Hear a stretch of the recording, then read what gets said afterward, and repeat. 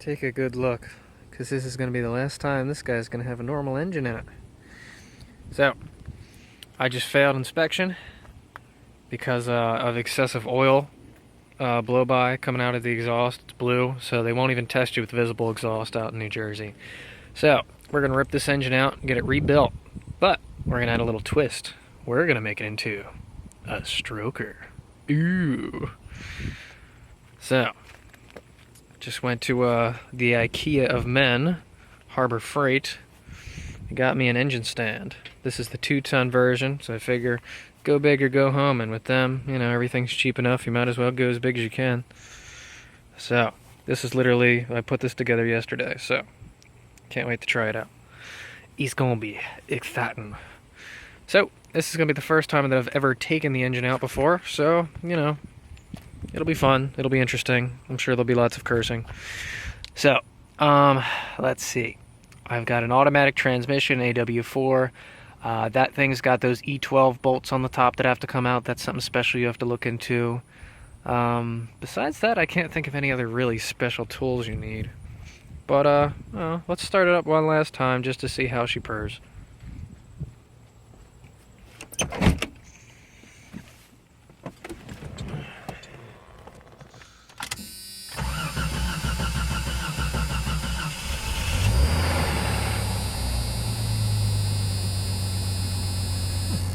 She actually holds an idle. That's amazing.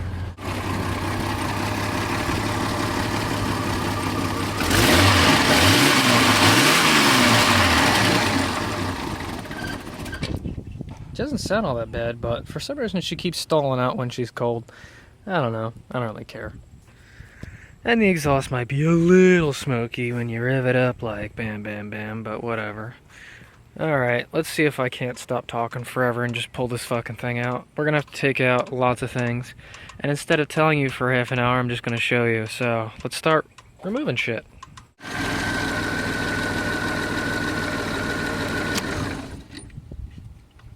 Yeah, that was fast. That's just gonna bleed some of the pressure on the fuel line. We're also gonna drain the coolant, and we're gonna drain the engine oil. Alright, so I got a couple quarts of oil out. So now for the coolant, if you can see up there, there is a drain plug in the engine block. That'll get the most coolant out. I mean, sure, you can also pull the lower radiator hose, but there's still a lot floating around in the engine. So to help my engine guy out, I see if I can get as much out as possible. That little guy is what you're after. I'm just using a little drain plug set. It's a square. I don't know if the 3 socket fits in there. I don't think so. So I'm just using an 8mm. Seems to do the job. So when you do that, prepare for coolant to come splash-a-dashing out. Who's paying? Alright, so while we let that drain, I'm going to work on the top side, and then hopefully by the time I get around to doing the bottom, everything will be dry. So we're going to take the air box out, and as you can see, the snorkel's been doing pretty good. Only a little bit of snuff back in the very end of it, so that's not too bad actually. And if you notice, I left a drain hole or two so that if any water did get in, it can get out. So it'd be a good idea to take pictures or something like that if you don't remember where anything is. Battery's already disconnected, so we're safe to stick things and poke things without getting shocked. So I'm just gonna keep taking things apart. Alright, got both the electrical fans out, just some flat, or some Phillips screws. So now on to loosening up the power steering and taking the belt off. Alright, belt's off. Just from memory. Big bolt, smallest bolt, medium bolt at the bottom. These 3. Stuck hose. Grab it with channel locks. She'll break free. So how do you keep your bolts organized? This. Put them in a Ziploc bag and label them. Do this. You will forget. I promise you. Do it. Okay. I'm working on the radiator side now. Taking out, sensors, transmission cooler lines, all that good stuff. Got that broken free. Got all these radiator hoses out. Got the battery out. I'm just working my way around, trying to clear everything out in the front. Eventually I'm going to take the radiator out, but I might leave that because this makes a really good shelf. But pretty soon we're going to have to start doing vacuum lines, wiring harnesses, and all that good stuff. Alright, let's focus on some vacuum lines here. So here's our EGR the actuator, the EGR solenoid, I guess. So this rubber endy over here goes to the bottom corner, and this one with the filter end on it goes to the top left. And that one comes out and runs to the valve over there. Okay, gotcha. So the one that comes from the filter goes through the block and then goes straight to the valve over there. And the other one gets intake manifold vacuum. And the other one goes to the back of the air box and gets intake vacuum. And this one right here is for the fuel pressure regulator. Alright, and then the other vacuum line back there is the EGR, or the map sensor. Goes from the throttle body up to the map sensor up there. And you got your brake booster vacuum, and accessory power vacuum over here, which is for the vacuum ball, all that other shit. Alright, so rip all that out. Alright, so now we're going to focus on the electrical side. We got all the vacuum lines out of the way, so now we got the electrical stuff. You've got 2 TPS sensors. You've got yourself your idle air control valve. You got a map sensor up here. You got your, I think that's your manifold temperature sensor. You got your head temperature sensor back there. You got your crankshaft position sensor. That should be everything. Then you got your injectors.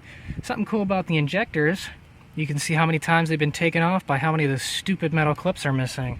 Generally, you lose about 1 clip every time you take them apart, so we've only got 3. There's a 4th one laying around somewhere, so you can tell how many times I've done this job.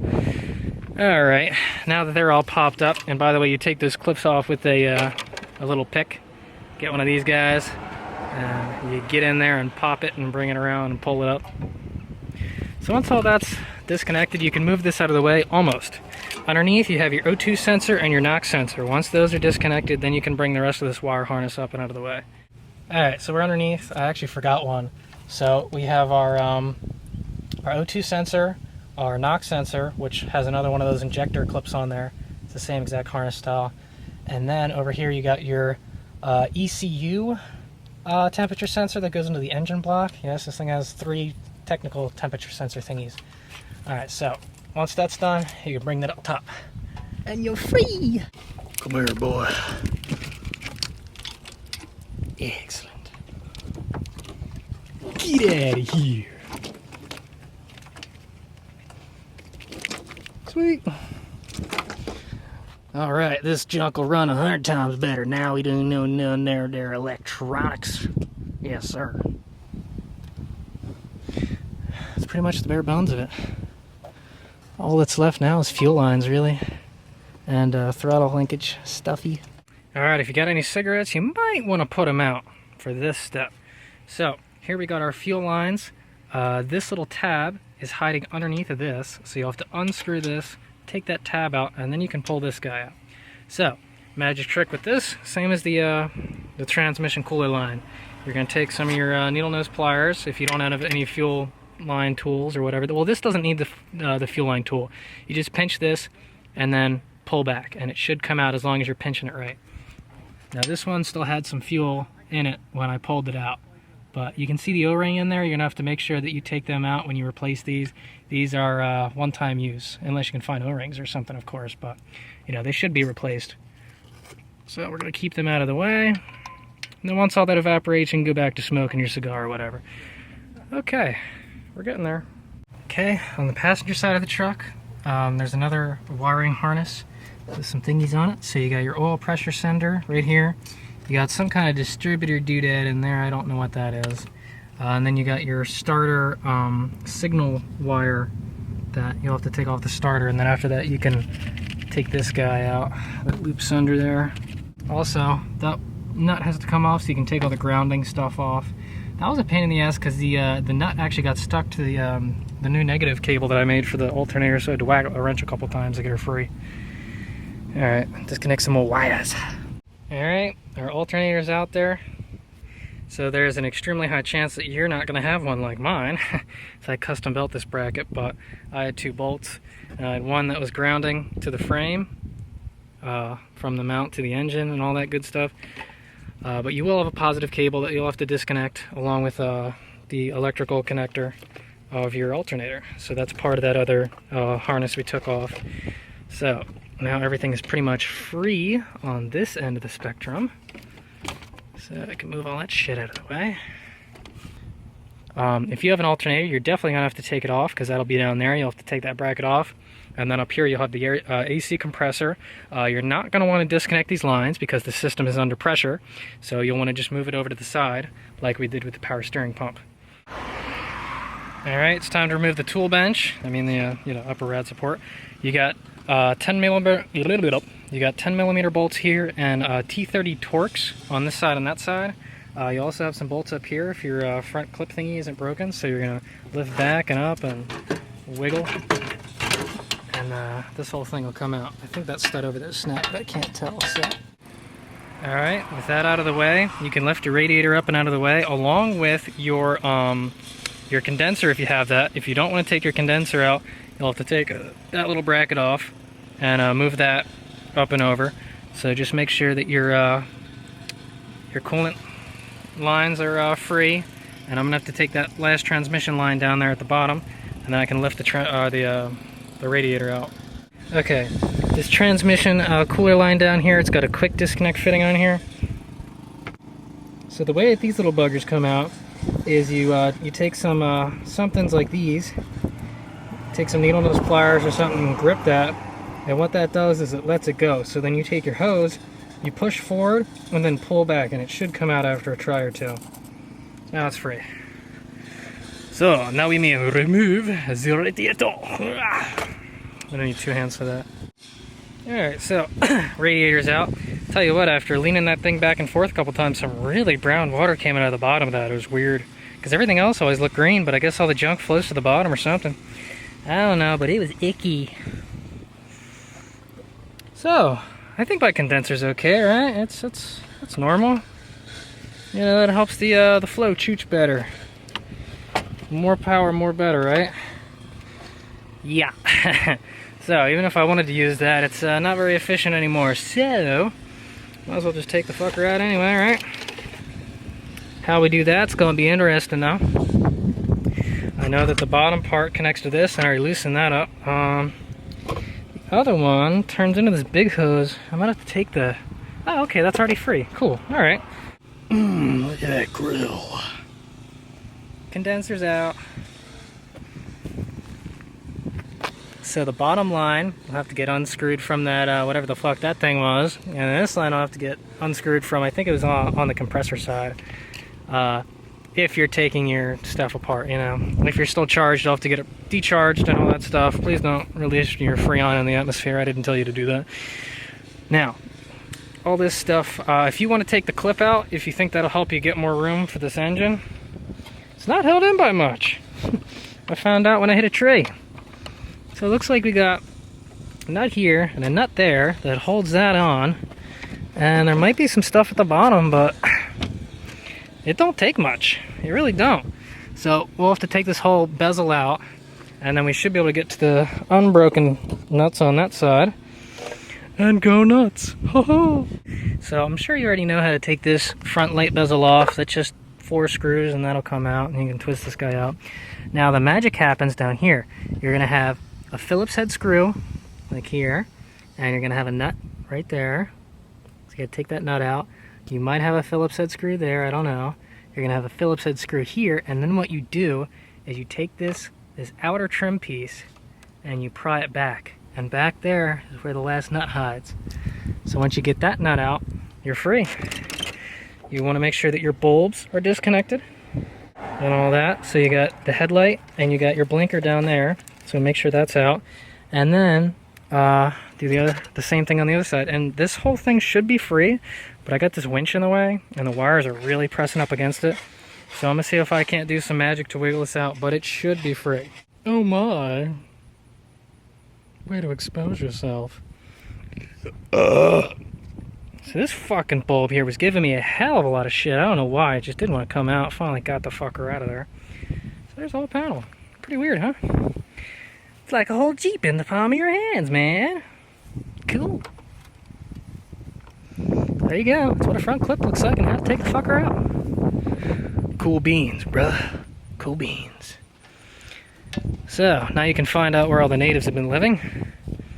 Clean up all that crap. Got tons of room to work in here now, man. That's awesome. Really hope I don't have to take the winch out there. That'd be a hell of a bummer. Now, all these damn screws, you better put them in a Ziploc bag or you will never find them again. Alright, I think it's time to go bottom side top wise. Alright, so there's the front of the vehicle. We come back here. Here's our starter motor. Alright, so you got a 14mm bolt on the front, a 15mm bolt on the back. There are two bolts here. One is for the starter, one is for the not starter. So here's our starter bolt, right here. Itty bitty one goes in the back, and the big old long one goes in the front. Now, my new favorite tool is this impact swivel socket. This thing is so friggin' useful. This will turn a 5-minute job into a 5-second job. It is the best thing in the world. Don't matter if it's cheap or expensive, as long as the fucker works, man. Alright, so, starter's free. Get it out of here. Alright, now that that's out of the way, we can start taking off things. So, we're going to take off this transmission bell housing cover, which is a couple bolts here and there. It's I think this is 2 parts, so the bottom part will come off so that we can get the flex plate and pop out them flex plate bolts. After that, then we can get to the other stuff. 2 13s, 2 18s, and then that shield comes off. It's just a little tiny shield. You might have to give it a tap because it's kind of like sandwiched in there, sort of, kinda. But now you can get to your flex plate. So, we've got 4 bolts, and to get to them all, you'll have to rotate the crankshaft. This is where we're working. And this is what we're working for. These little 15mm bolts right here. So I got myself a wrench and a big old socket, and this is what I do. I got this guy here to hold the flex plate, and the other long socket is in a loosen position. So what I do is hold the flex plate with the tightening wrench and loosen it with the other one. Oh, she's free. How do you keep that motherfucker from spinning when you gotta get the last bolt? Because now you don't have a nut under there to grab onto. Well, now you get your helping hand, your cheater breaker bar, and you're gonna put this in the tighten position because it's cool like that. And you're just gonna have it rest onto something, on the frame, something like this. Just make sure that you don't move no more. And then when you go underneath and crank it, this will hold the crankshaft steady. So then you can take them out. Whoop-de-fucking-do. Now we are getting real close to the end here. Now we have to drop the exhaust. And since I kept mine detachable, I was able to pull the back out, no problem. Up by the manifold, that's going to be a real bitch getting them out. That's going to suck. Man, oh man, I must be praying to the Jeep guys or something. The exhaust bolt actually came out. That's fairly impressive. Now, this bolt is only a year or 2 old, but still, it's an exhaust bolt. I can't believe it came out. Oh man. We'll have to see if that other one comes out, but right now my setup here is a big old hefty 1/2-inch impact and some swivelies and all that. And then I just need something at the top to hold it from spinning. So, not too shabby. Alright, keep this going. Alright, with the exhaust fumbled out of the way, over the now we can focus on transmission stuffery. So, for the transmission to lower, all you gotta do is remove the cross member. So what we're gonna do, I'm probably just gonna keep the cross member bar on, honestly. It's not really any real reason to remove it. These should all be 15mm. So, get your transmission jack. Make sure she's stood up nice and steady. All ready to go. And we'll undo these bolts.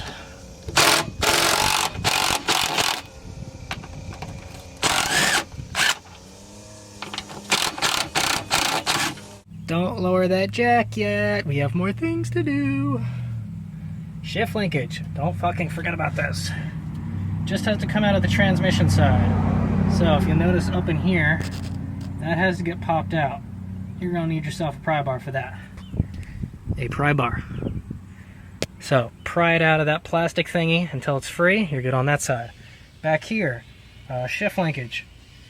Pop it into 4 high, and then you can pry the other shift linkage out of there with like a flathead. Where'd it go? Here it is. So just pry that out of there.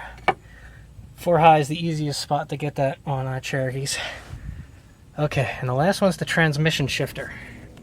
This guy. That gets popped out with a flathead, and then you have to take this thing out of the bracket. Don't try and undo those bolts. Those bolts are on there good and proper. Alright, got that sucker free. So, I was able to squeeze it on the one side, and then use a flathead to push the other side. And I finally got it to go up, and then you just slide it out this little crevice. And she's clear.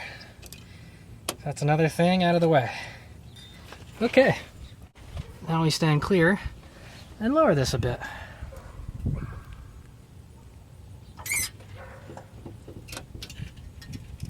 And pay very special attention to sounds that sound like you're breaking stuff. And then stop.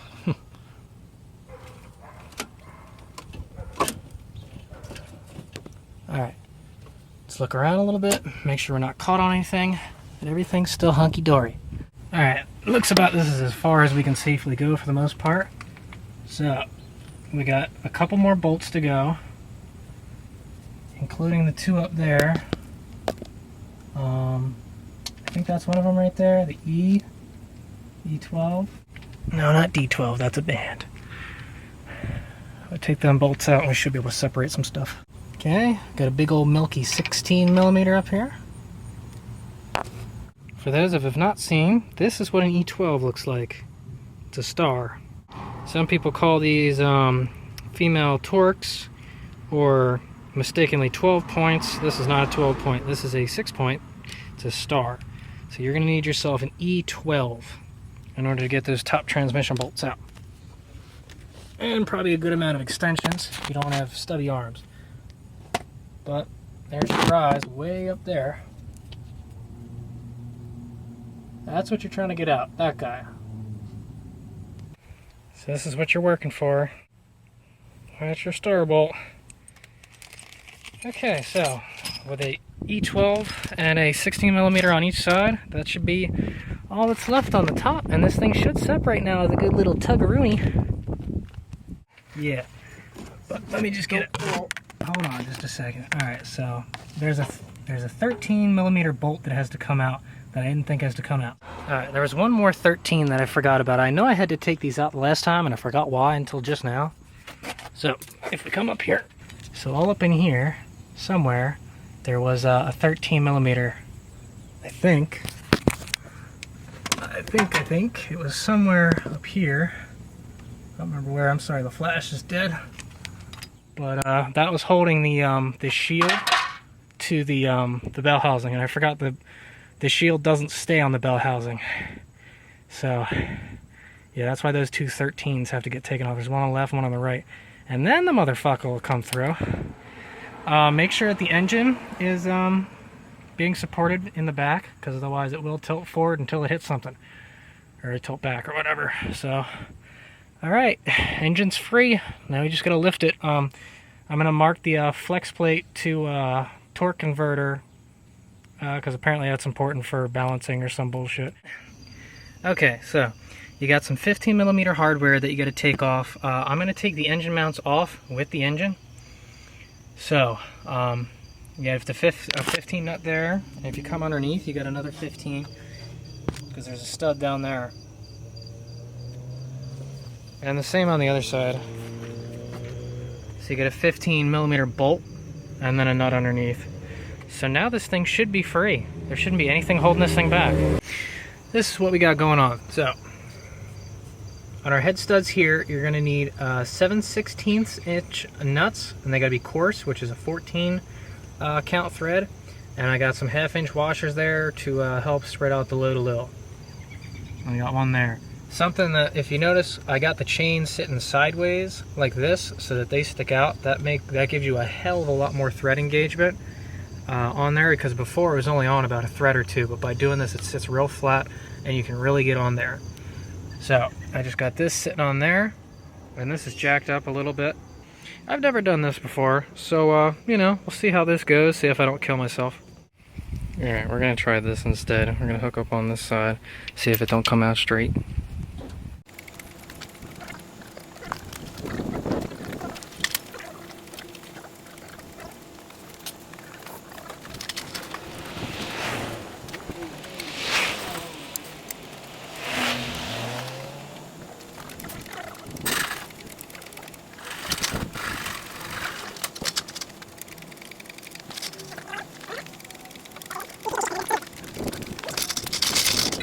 Oh, there it is. It's finally out. So that's how you take a 4.0 liter straight 6 out of a Cherokee. Simple enough, right? Nice.